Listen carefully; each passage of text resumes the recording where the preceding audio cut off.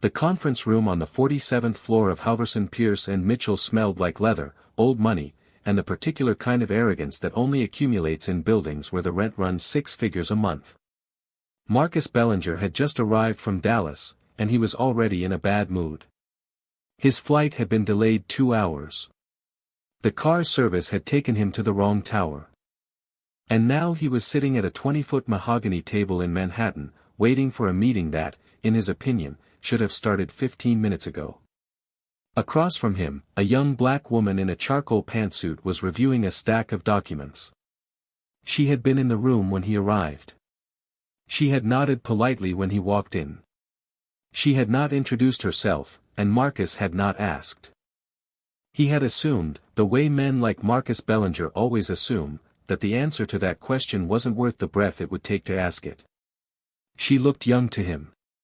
Late 20s, maybe early 30s. Hair pulled back in a low bun. A simple silver chain around her neck. No flashy watch. No designer handbag perched on the table the way the women in his Dallas office liked to do.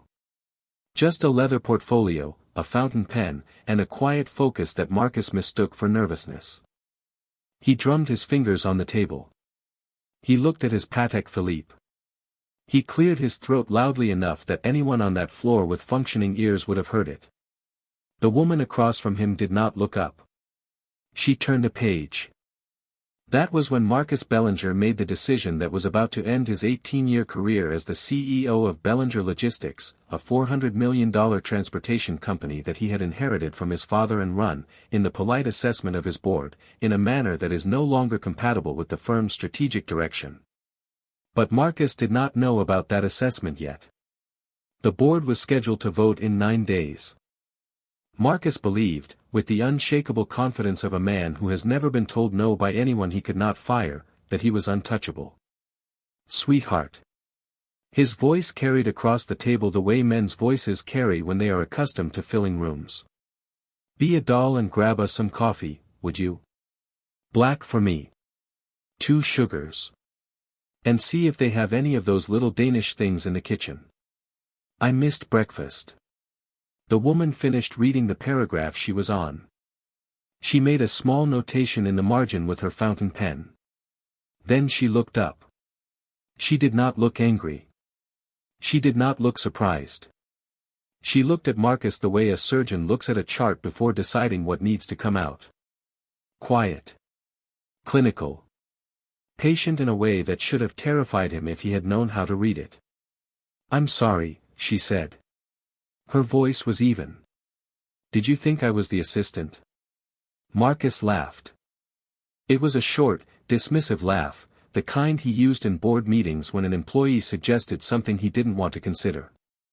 Honey, I don't know what you are. But I've been sitting here for 15 minutes and nobody from the actual firm has bothered to walk in. So while we're waiting, coffee would be great. Thanks. He turned back to his phone. He was already drafting a complaint email in his head. To the managing partner. To the firm's chairman. To the board of his own company, copying his lawyer. Unprofessional. Disrespectful of his time. He was a major client. He brought 8 figures of legal work to this firm every year. He was going to make sure someone heard about this. The woman across the table closed her portfolio. She set the fountain pen down beside it. She folded her hands on the polished mahogany and waited. What Marcus Bellinger did not know, what he was about to learn in a manner he would replay in his head for the rest of his life, was this. The woman he had just told to fetch his coffee was named Imani Okonkwo. She was 34 years old. She had graduated number 2 in her class at Yale Law School at the age of 23. She had spent 6 years at the Department of Justice prosecuting white-collar fraud cases that had put 47 executives in federal prison. She had been hired by Halverson Pierce and Mitchell 4 years ago as a senior associate and had been promoted to partner 18 months ago, the youngest partner the firm had named in its 130-year history. She was, specifically, the senior partner running the M&A practice group. She was, specifically, the lead counsel on the acquisition that Marcus Bellinger had flown to New York to finalize. She was, specifically, the person in this building whose signature was required on every document in the leather portfolio she had just closed. And the meeting Marcus was waiting for, the one he believed had not yet started, the one he was annoyed about being late, had in fact begun the moment he walked in the room. Imani Okonkwo had been quietly evaluating him for the last 15 minutes. She was almost done. To understand what was about to happen in that conference room, you need to understand who Imani Okonkwo actually was, because the story Marcus Bellinger had constructed in his head about her in 15 minutes was wrong in every single particular, and the gap between his story and the truth was about to become the most expensive misunderstanding of his life. Imani was born in Houston, Texas, the second daughter of Nigerian immigrants who had arrived in this country in 1986 with 2 suitcases, $400 American, and a copy of the United States Constitution that her father had ordered from a bookstore in Lagos 6 months before they boarded the plane. Her father, Chinedu Okonkwo, had been a civil engineer in Nigeria. He spent his first 8 years in America driving a taxi at night and studying for the engineering licensure exams during the day. Her mother, Adiz, had been a schoolteacher. She cleaned offices in downtown Houston for 9 years while raising 3 children and finishing her own master's degree in education at the University of Houston, 1 class per semester, paid for in cash. There was a particular dinner table in a small house off Belfort Avenue where Imani had grown up listening to her father describe the engineering of bridges, the mathematics of load-bearing walls, the way structures hold weight. He used to say something to his daughters that Imani would think about for the rest of her life. He would set down his fork, look at them across the table, and say, "A bridge does not care who built it. It cares only whether it was built correctly. The world will try to tell you otherwise. The world is wrong about the bridge." Imani had been 7 years old the first time she heard him say it. She had not fully understood what he meant. By the time she was 15, she understood it the way some people understand religion, completely and without needing it explained again. She was the kind of student that teachers in the Houston public school system remember by name 20 years after she has graduated. National Merit Scholar. State debate champion 2 years running. Editor of the school newspaper. The valedictorian speech she gave at age 17 had been quoted in the Houston Chronicle, not because she had written it well, although she had, but because she had used her speaking time to call out the funding inequities between her high school and the wealthier suburban schools across the county line. The principal had been furious. Her father had framed the newspaper clipping. It still hung in his study, in a small wooden frame he had made himself. She went to Princeton on a full academic scholarship. She graduated summa cum laude in 3 years, not 4, because she had done her sophomore year of college during the summers between high school terms in a special program for early acceptance students. She went to Yale Law School at 20. She graduated at 23. Her first job out of law school was at the United States Department of Justice, Criminal Division, Fraud Section. The work she did there over the next 6 years would have built 3 different careers for 3 different lawyers. She prosecuted a healthcare billing fraud case that recovered $340 million for the federal government. She led a securities fraud investigation that resulted in the convictions of 9 senior executives at a publicly traded firm.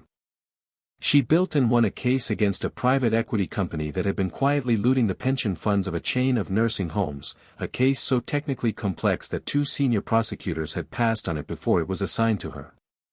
She had a particular reputation among the defense lawyers who faced her. They called her the librarian, not because she was quiet, although she was, but because she remembered everything. Every document. Every email. Every footnote in every deposition. She would sit across from a defendant's lawyer in a deposition and, without notes, quote a paragraph from page 847 of a discovery file the defense thought she had not read. She had read it. She had read all of them. When Halverson, Pierce and Mitchell recruited her 4 years ago, they had offered her a starting compensation package that the firm's compensation committee had to vote on twice because the number was unprecedented for a lateral hire. She had negotiated for an additional clause that surprised even the partner who recruited her. She wanted a guaranteed allocation of pro bono hours to be spent representing public school districts in funding equity litigation. The firm had agreed. 18 months ago, she had been named partner. 6 months ago, she had been promoted to senior partner and given the M&A practice group. The announcement had run in the legal trade press. There had been a small reception. Her father had flown up from Houston. He had stood in the back of the room, in a suit her mother had pressed for him that morning, and watched his daughter accept the position with the same quiet, unreadable expression he had worn at her law school graduation, at her swearing-in ceremony at the Department of Justice, at every important moment of her life. After the reception, in the elevator going down, he had finally spoken. "The bridge," he had said, "is built correctly." That was all. It was enough. This was the woman Marcus Bellinger had just asked to fetch his coffee. Now you need to know about Marcus Bellinger, because the moment that was about to unfold in that conference room was not random. It was the predictable, almost mathematical result of a man who had spent 56 years building a life in which no one had ever told him he was wrong about anything that mattered. Marcus was born in Highland Park, Dallas, in 1969, the only son of Wallace Bellinger, who had founded Bellinger Logistics in 1962 with 3 borrowed trucks and a gift from his father-in-law that everyone in the family pretended was a loan. Wallace had been a hard man. He had built the company into a regional powerhouse over 30 years through a combination of long hours, good instincts, and a willingness to underpay drivers in a state where labor laws were friendly to people who underpaid drivers.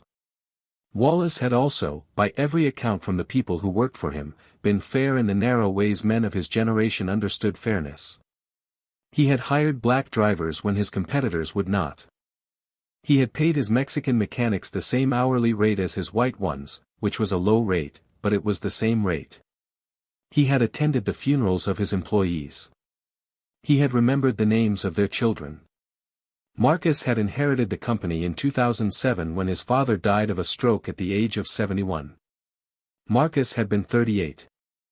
He had spent the previous 15 years working at the company in what his father called training, and what everyone else called an extended apprenticeship that does not appear to be teaching him anything. Wallace had built the company. Marcus had inherited it. And in the 18 years since, Marcus had run it in a manner that had grown the revenue, on paper, by acquiring smaller competitors and stripping their operations, while quietly hollowing out the things his father had built that did not show up on a balance sheet. Driver retention had collapsed. 3 federal labor complaints had been filed in the last 4 years.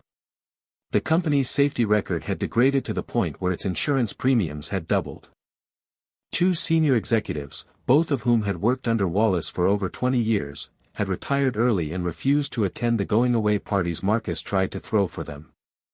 The board had begun, very quietly, to discuss whether Marcus was the right person to run the company in the next decade. The discussion had begun in 2023. By early 2026, it had become a serious conversation. By April of 2026, it had become a vote on the calendar. Marcus did not know about the vote. He believed, as men in his position often believe, that his board was loyal to him personally, when in fact they were loyal to the company his father had built and were increasingly concerned that he was going to break it. The acquisition he had flown to New York to finalize was, in his mind, his masterstroke. He was buying a smaller competitor, Apex Freight Solutions, for $180 million. The deal would, on paper, increase Bellinger Logistics' revenue by 38% overnight. Marcus had been telling the board for 6 months that this acquisition would silence any concerns about the company's direction.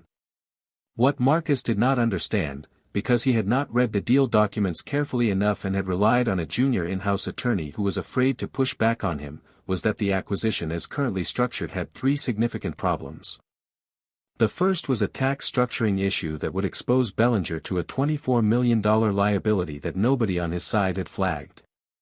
The second was a representations and warranties clause that, as drafted, gave Apex's existing shareholders the ability to claw back a substantial portion of the purchase price if certain operational metrics were not maintained for 36 months.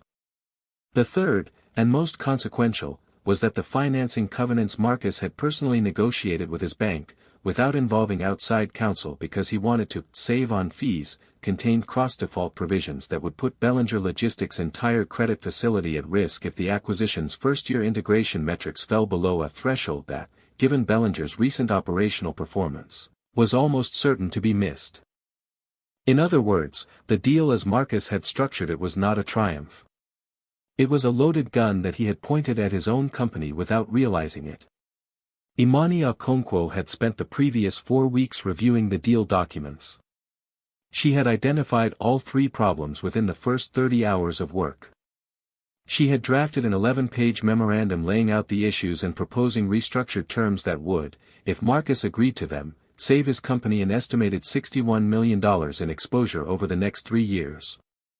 The leather portfolio on the conference table contained that memorandum. The meeting that Marcus believed had not yet started was, in fact, the meeting at which he was going to either listen to her or walk out of the building convinced that he knew better. The outcome of that meeting was going to determine whether Bellinger Logistics survived the next 18 months as an independent company or collapsed under the weight of its CEO's pride. Marcus had just told her to fetch his coffee. The math of the next 10 minutes was already calculated. He simply did not know it yet. The conference room door opened. 3 people walked in. The first was David Halverson, the firm's managing partner, a tall white man in his early 60s with the kind of silver hair that costs money to maintain. The second was Robert Chen, the firm's head of tax practice, a slight man in wire-rimmed glasses carrying a laptop bag. The third was Sarah Whitfield, a senior associate carrying 2 more leather portfolios and a tablet. Marcus stood up. He extended his hand to David Halverson with the broad, confident smile of a man who is finally being treated with the respect he believes he deserves. David. Good to see you again. I was beginning to wonder if anyone was going to show up. David Halverson shook his hand. His smile was professional, the smile of a man who has run a major law firm for 19 years and has shaken a great many hands without meaning any of them. Marcus. Good to see you too. I see you've already met Imani. Marcus glanced at the woman across the table. He gave her a small, dismissive nod. Yeah, she's been keeping me company. Listen, David, before we get started, can we get some coffee in here? I've been waiting 15 minutes and I haven't even been offered a cup of water. David Halverson paused. It was a very small pause. The kind of pause that, if you were watching carefully, you would have noticed. Robert Chen was watching carefully. He looked at Imani. Imani's face did not change. Marcus, David said, and his voice had shifted by perhaps half a degree, the way the temperature in a room shifts when a window is opened in another part of the building. Have you been formally introduced to Imani? She didn't introduce herself, Marcus said. I assumed she was the assistant. Or, paralegal, whatever. We were just waiting for the actual meeting to start. David Halverson set his laptop bag down on the table very carefully. He took a slow breath. He looked at Imani. Imani gave him a small nod that was so subtle Marcus did not see it. Marcus, David said, let me make a proper introduction. This is Imani Okonkwo. She is a senior partner at this firm. She runs our mergers and acquisitions practice group. She has been the lead counsel on your acquisition of Apex Freight Solutions for the past 4 weeks. Every document you have signed, every piece of advice your in-house team has received from this firm, every term sheet that has been negotiated on your behalf, has come through her desk. The silence that followed was not the kind of silence that lasts a moment. It was the kind of silence that occupies a room and refuses to leave it. Marcus's smile did not disappear all at once. It dissolved slowly, the way ice dissolves in warm water, working from the edges inward until what was left in the middle was no longer a smile at all but the strange shape of a face that did not yet know what expression to make. I'm sorry, he said. He looked at Imani. He looked at David. He looked at Imani again. I think there's been a misunderstanding. There's been a misunderstanding, Imani said. Her voice was level. Yes. It was the first thing she had said since Marcus had asked her for coffee 14 minutes earlier. The two words hung in the air between them with a weight that was disproportionate to their length. Marcus tried to recover. Men in his position always try to recover, and the particular shape of the recovery is almost always the same. They reach for charm. They reach for self-deprecation. They reach for the implicit assumption that the person they have wronged will, out of professionalism, decide to pretend the wrong did not happen. Listen, Imani, I'm so sorry. I didn't realize. You should have introduced yourself. I mean, when I walked in, I just assumed, with the way these meetings usually go, I just figured. He laughed, a short, uncomfortable laugh. Anyway. Let's start fresh. Hi. I'm Marcus Bellinger. Pleasure to finally meet you. He extended his hand across the table. Imani Okonkwo looked at the extended hand. She looked at Marcus's face. She did not move. She did not take the hand. She said, Mr. Bellinger, please sit down. It was not a request. Marcus's hand hovered in the air for another second. Then it lowered. He sat down. He sat down the way men sit down when they are no longer entirely sure what room they are in. David Halverson took the seat at the head of the table. Robert Chen sat on Imani's right. Sarah Whitfield sat on her left. Imani did not move from where she had been sitting since before Marcus had walked in. She had not needed to move. The room had reorganized itself around her without her having to lift a finger. Marcus realized, with the slow horror of a man whose mental map of a situation has just been redrawn, that the meeting had been hers from the beginning. He was not the client at this table. He was the person who had hired her, and the difference between those two things was about to become very, very clear. Imani opened her leather portfolio. She removed a stack of documents, neatly tabbed in 3 colors. She set them on the table in front of her with the same unhurried precision she had used to close the portfolio 15 minutes earlier. Then she looked up. Mr. Bellinger, she said. Before we begin, I want to address what just happened. Not because I need an apology. I do not. But because if we do not address it now, it will sit in this room for the next 2 hours and affect your ability to hear what I am about to tell you. And what I am about to tell you is the most important conversation you will have in your career as the Chief Executive Officer of Bellinger Logistics. So I would like your full attention. And I would like it without the residue of you being embarrassed about a mistake you made 15 minutes ago. Marcus opened his mouth. Imani raised one finger. He closed his mouth. You assumed, when you walked into this room, that the black woman sitting at the table was the assistant. You did not ask my name. You did not ask my title. You did not ask why I was sitting in a conference room reviewing a stack of documents that were marked privileged and confidential on every page. You looked at me and you decided what I was. And then you asked me to fetch you coffee. She paused. Her voice had not risen. Her tone had not sharpened. She was speaking the way a doctor speaks when explaining a diagnosis. Calmly. Clinically. With the patience of someone who has had this exact conversation, in slightly different forms, many times before. I am not going to lecture you about that. You are 56 years old. You have been in this country, in your particular position, for your entire life. If you were going to learn the lecture, you would have learned it by now. So I am not going to give it to you. What I am going to do is tell you why this matters for the next 2 hours. She tapped the stack of documents in front of her with one finger. In this folder is a memorandum I have drafted, with my team, identifying 3 significant problems with the Apex Freight Solutions acquisition as it is currently structured. Each of these problems, individually, would cause material financial harm to your company. Together, they have the potential to put Bellinger Logistics into a credit default position within 14 months of closing. I have spent 4 weeks identifying these problems and drafting solutions for them. Those solutions, if you adopt them, will save your company approximately $61 million over the next 3 years. Marcus had stopped breathing somewhere in the middle of that paragraph. He started again. His face had gone the particular shade of pale that white men's faces go when they are receiving information that is rearranging their understanding of their own situation in real time. 61 million, he said. Dollars. $61 million, Imani repeated. I am going to walk you through each problem in detail. I am going to explain, in language that does not require a law degree, why each one is a serious risk to your company. And I am going to recommend specific changes to the deal structure.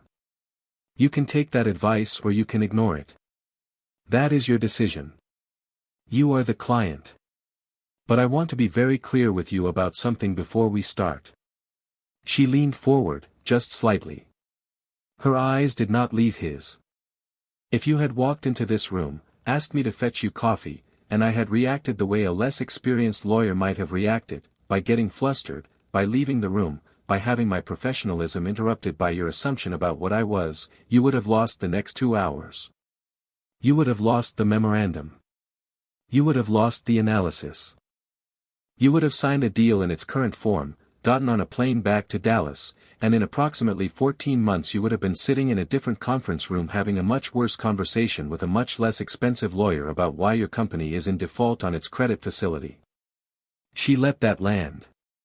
I am telling you this not because I want credit for being professional. I am telling you this because I want you to understand something about the business you are in. The most expensive thing you can do, as the chief executive of a company that is one bad deal away from a crisis, is decide in advance what kind of person is worth listening to. You did that 15 minutes ago. You are lucky, Mr. Bellinger, you are very, very lucky that the person you decided was not worth listening to happens to be the person who has spent 4 weeks trying to save your company. Because if I had been the person you assumed I was, you would have walked out of this building in 2 hours and you would not have known, until it was much too late, that you had just thrown away the last $61 million of margin your company had. She sat back. Now let's talk about the deal. Marcus Bellinger nodded. He could not speak. He nodded. Imani Okonkwo took Marcus Bellinger through the deal. She did not lecture. She did not condescend. She did not, at any point, return to the conversation about the coffee. She had said what she had to say, and now she was working. The shift was so complete that an outside observer walking into the room halfway through would not have been able to tell that anything had happened. They would have seen 4 lawyers and a CEO going through documents at a mahogany table. They would not have seen the wreckage of a man's self-image being quietly rebuilt around him in real time. She walked him through the tax structuring problem first. She had brought Robert Chen for this section. He spoke for 11 minutes about the way Apex's existing corporate structure interacted with a 2024 IRS revenue ruling that Marcus's in-house team had not flagged. He explained, with diagrams, how the deal as currently structured would expose Bellinger Logistics to a $24 million tax liability that could be eliminated by restructuring the acquisition as an asset purchase rather than a stock purchase, with a specific allocation methodology for the goodwill component. Marcus listened. He took notes. At one point he asked a question, and Robert answered it patiently, and Marcus nodded. Then Imani took him through the representations and warranties clause. She had drafted comparison language showing the current draft on the left and her proposed revision on the right. She walked him through it line by line. She explained why the clawback mechanism, as drafted by Apex's lawyers, was unusual for a deal of this size. She explained why she believed Apex's negotiating team had inserted it specifically because Marcus's in-house counsel had not pushed back on it during the term sheet phase. She explained how the revised language would protect Bellinger from the clawback risk while remaining acceptable to Apex's side of the table. She had already, she mentioned in passing, had a preliminary conversation with Apex's outside counsel about the proposed revision, and they had indicated they were open to it. Marcus had not known about that conversation. He had not known that Imani had been having conversations with Apex's lawyers on his behalf for the last 3 weeks. He had assumed that the deal was being negotiated by his in-house team and that the law firm was simply reviewing documents at the end.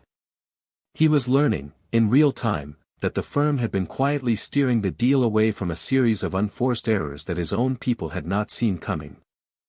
The third problem was the worst. Imani explained the cross-default provisions in the bank financing covenants the way a doctor explains a tumor that has been hiding behind another organ. Calmly. Specifically. With diagrams. Mr. Bellinger, the financing covenants you negotiated directly with First Texas Commercial Bank contain a cross-default provision that, as drafted, ties the entire Bellinger Logistics credit facility to the integration metrics of the Apex acquisition. Specifically, if Apex's first-year integrated EBITDA falls below 78% of its current standalone projection, the bank has the right to call your entire credit facility. Not just the acquisition financing. The entire facility. Including your existing operational lines. Marcus stared at her. That's not what they told me. That is what the document says, Mr. Bellinger. I have read it 4 times. Robert has read it twice. Sarah has read it 3 times. We have all read it carefully. I would like to show you the specific language. She slid a document across the table. Page 17. Paragraph 4.3, B. She had highlighted the relevant sentence. Marcus read it. He read it again. His face, which had recovered some color during the tax discussion, lost it again. They told me this only applied to the acquisition tranche. It does not. My banker told me, with respect, Mr. Bellinger, your banker is not your lawyer. Your banker works for the bank. The bank's interest is in maximizing the protections it has against your default.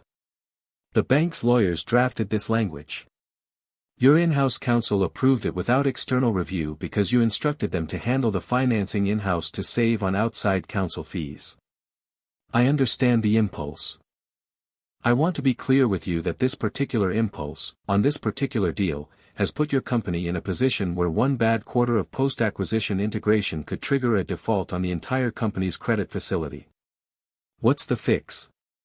There are 2. The first is renegotiating the covenant language to limit the cross-default to the acquisition tranche only. The bank will not love this, but I believe they will accept it if presented correctly. The second is restructuring the acquisition's financing to use a portion of Bellinger's cash reserves rather than borrowing the full amount, which reduces the exposure significantly. I would recommend doing both. I have drafted proposed language for the covenant revision. Sarah will walk you through the financing restructure model when we get to that section. Marcus looked at her. He looked at the document. He looked at her again. There was something in his face now that had not been there when he walked into the room. It was not gratitude exactly. It was closer to the expression of a man who has just been told that the floor he has been walking on for 15 years is held up by beams he did not know existed and that one of those beams is about to give way. Imani, he said. It was the first time he had used her name. Yes, Mr. Bellinger. Thank you. She nodded once. She did not smile. She turned the page.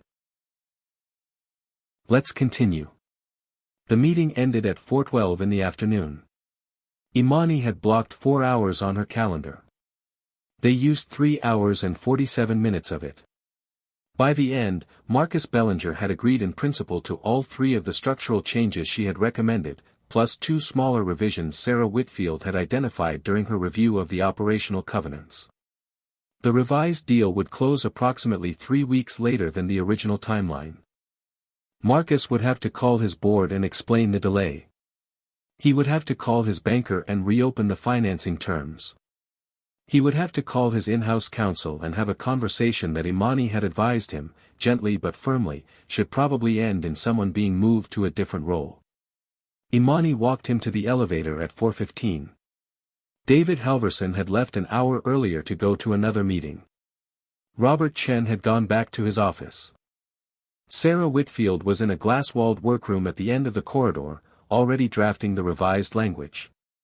The hallway was quiet. The afternoon light was coming in low through the floor-to-ceiling windows on the west side of the building. The skyline of Manhattan looked, from the 47th floor of Halverson Pierce and Mitchell, like something that had been arranged for the convenience of the people who worked there. Marcus pressed the elevator button. He turned to Imani. He had spent the last hour of the meeting, every time there had been a natural pause, looking at her with the slightly desperate expression of a man trying to figure out how to say something he had not been raised to know how to say. Imani. Yes, Mr. Bellinger. I want to apologize. She turned to face him. She did not say anything. She let the silence sit there. The thing she had learned, in the years she had spent being underestimated by men who looked like Marcus Bellinger, was that the apologies that mattered were the ones that the apologizer had to find his own way through. The ones where the person being apologized to provided no scaffolding. No reassurance. No, this is fine. No, don't worry about it. The apologizer had to stand in the silence and say what he meant. Marcus stood in the silence. He took a breath. What I did this morning was wrong. It was wrong and it was stupid. I have spent the last 3 hours sitting across from you, listening to you save my company $61 million, and the entire time I have been thinking about the fact that the first thing I said to you was to ask you to bring me a coffee. I want you to know that I know that was wrong. I want you to know that I am ashamed of it. And I want you to know that I am not asking you to forgive me.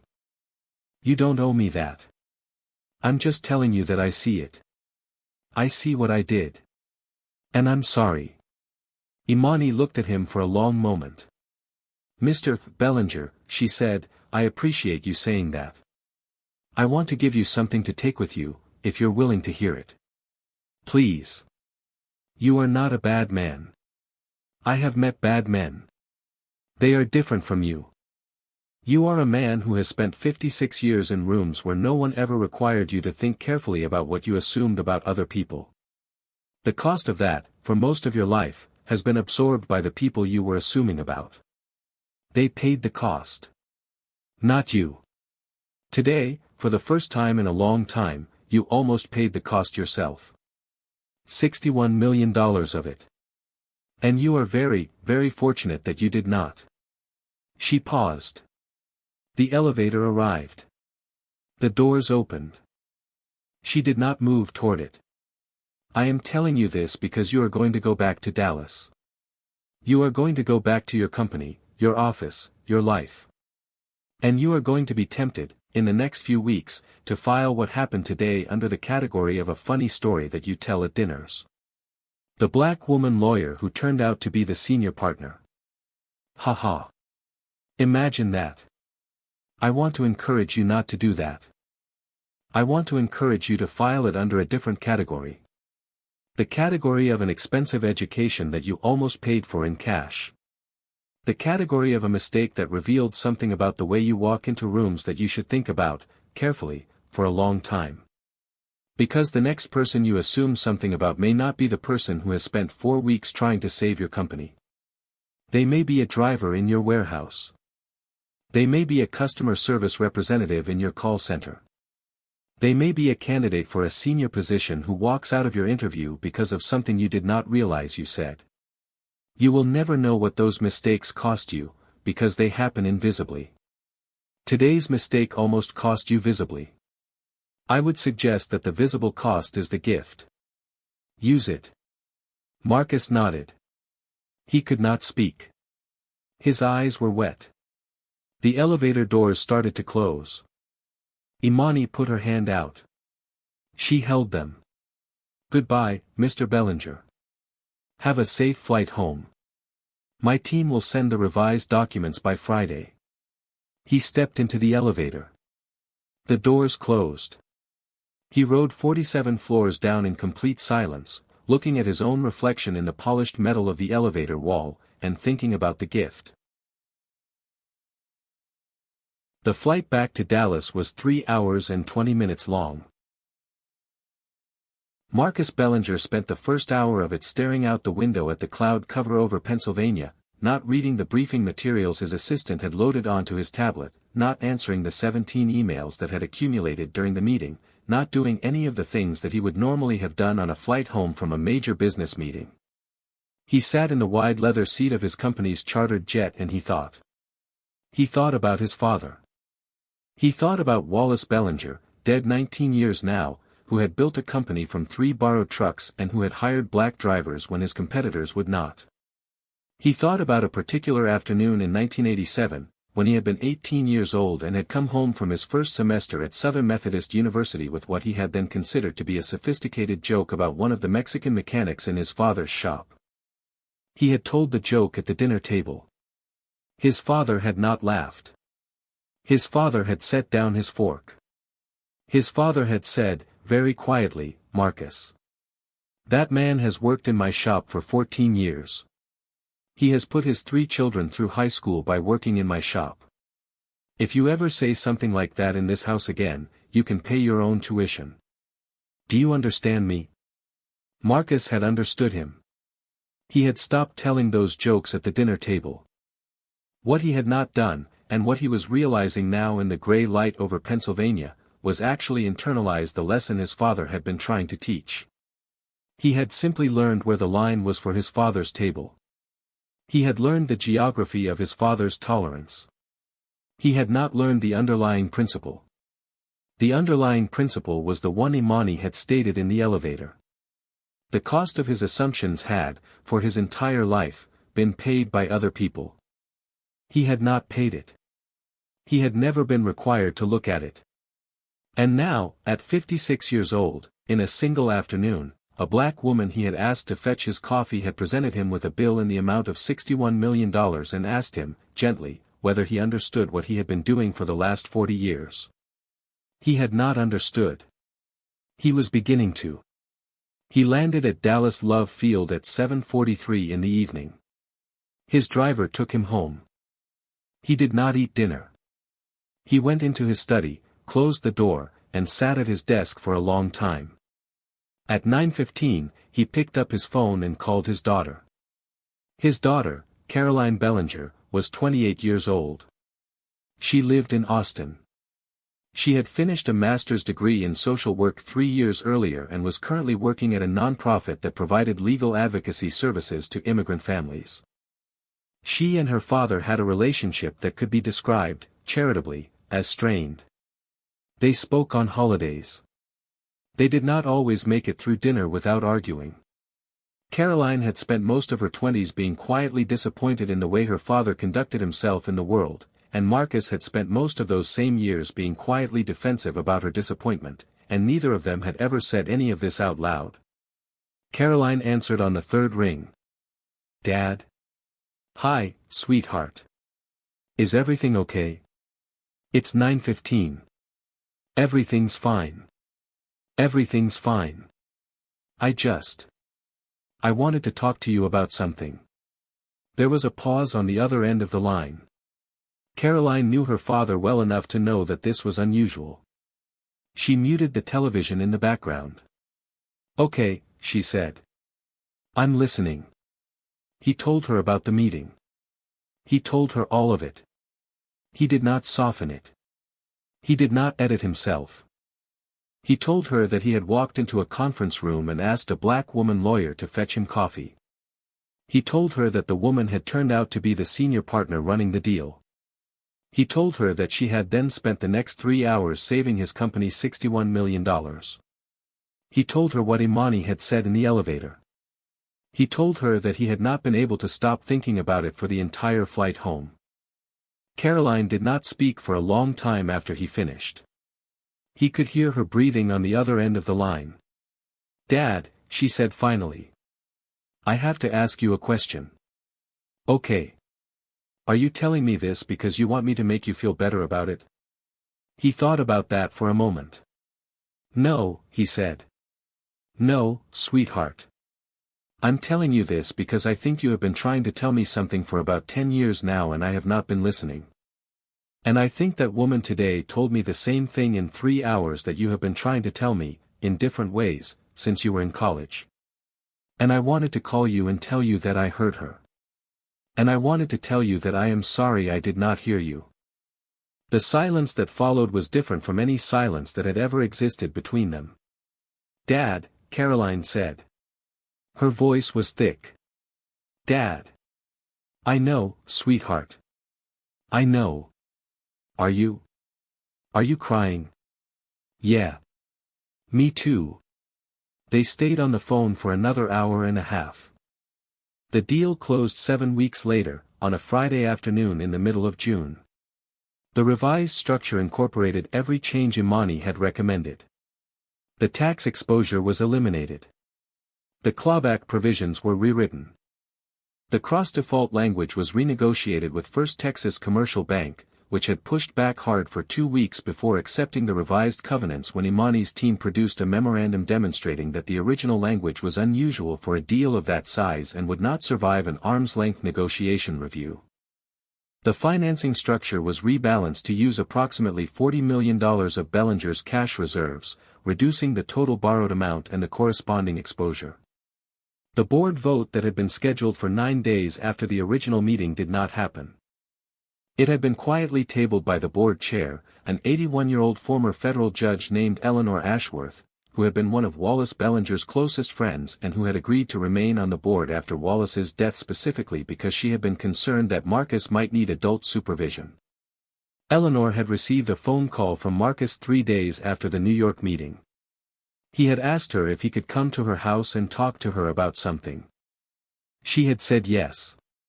He had driven to her house in University Park, sat at her kitchen table for 2 hours, and told her about the meeting in a way that did not flatter himself in any particular.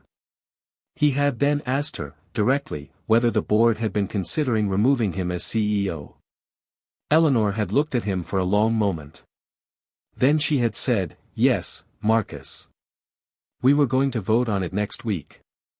He had nodded. He had not been surprised. He had said, "What would I need to do for the board to consider keeping me?" She had told him. The list was long.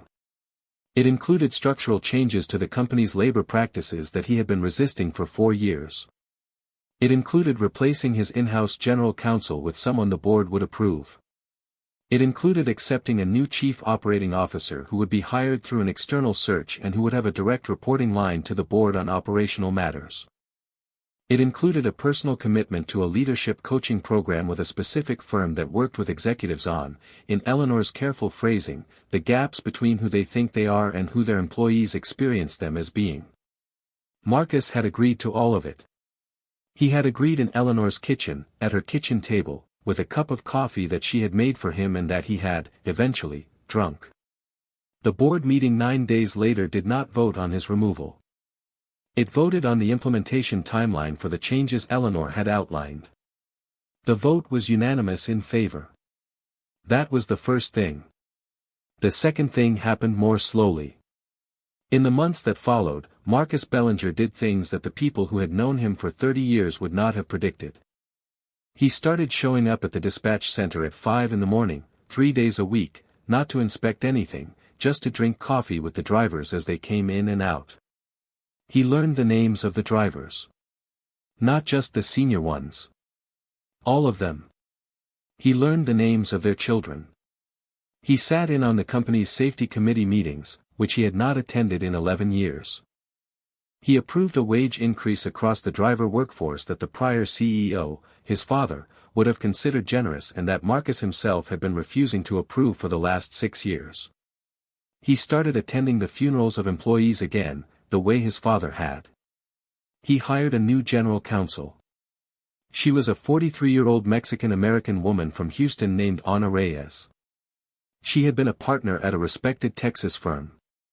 She did not need the job. She had taken it because Marcus had flown to Houston, met her at a coffee shop, and spent 3 hours telling her, with embarrassing honesty, what he was trying to change about himself and his company and why he needed someone who would tell him the truth even when he did not want to hear it. Anna had listened. She had asked him several pointed questions. She had taken the job 2 weeks later. Caroline came home for Thanksgiving. It was the first Thanksgiving in 6 years that they had made it through the entire weekend without an argument. On Saturday morning, she had walked into the kitchen and found her father reading a book at the table. The book was titled Caste, by Isabel Wilkerson. Caroline had given it to him for his birthday 4 years earlier. He had not read it then. He was reading it now. He had bookmarked it with one of his old business cards. He had highlighted passages. She had stood in the doorway and watched him for a moment. He had looked up. He had seen her watching. He had said, "It's a good book, sweetheart. It's a hard book. You were right to give it to me." Caroline had walked over to the kitchen table. She had sat down across from him. She had said, "Took you long enough, Dad." He had laughed.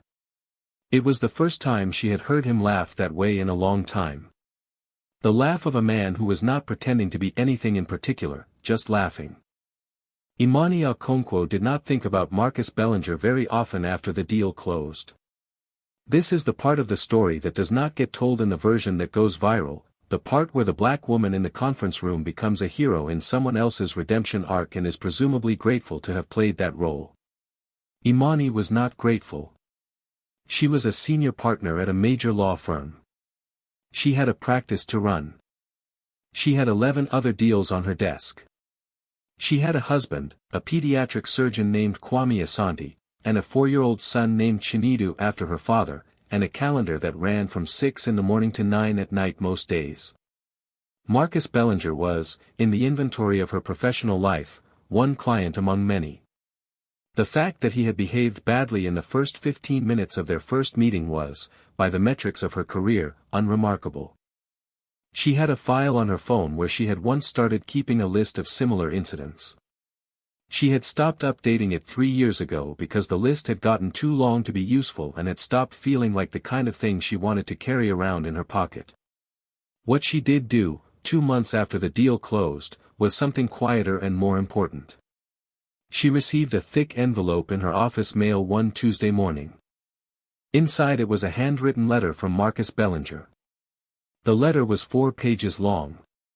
It was not an apology, exactly. It was something more useful than that. It was a report. Marcus had written down, in specific detail, the things he had changed in his company since the New York meeting. The wage increase. The new general counsel. The leadership coaching. The Saturday mornings reading books his daughter had been trying to get him to read for years. He was not asking her for anything. He was not asking her to forgive him, or to acknowledge the changes, or to feel proud of him. He was simply, he said in the letter, reporting back.